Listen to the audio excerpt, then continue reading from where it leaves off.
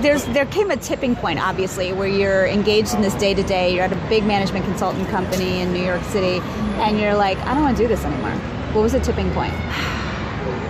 So when I moved to New York and I was working, I was surrounded by theater and the arts, and I was like, hey, I don't know, just take an acting class. I've always been so curious, and I did, and I was terrible.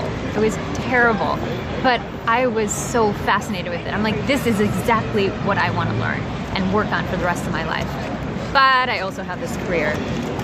So what I did, I made the decision I was just going to work, and then on my weeknights I was going to go to acting class, and on my weekends I was going to go to acting class, and I just started living two different lives, and it was not healthy. I loved what I was learning and like the small performances I was able to do, but it caught up to my body actually, and my body said it was enough, and it manifested itself in a seizure. I had a grand mal seizure, and it's really depressing, sorry, but it really made me reconsider what I was doing, and I had to pick one path, and I chose acting. Well, you bring up a good point, because we've been publishing a series of stories in the lead up to our talk, and it seems to me that a lot of women were doing something that was like parent approved, and then there was a moment where their bodies just gave out on them, and it was like it took this big physical moment for them to have a come to Jesus realization that maybe this is not what they needed to do, and it was their body telling them otherwise.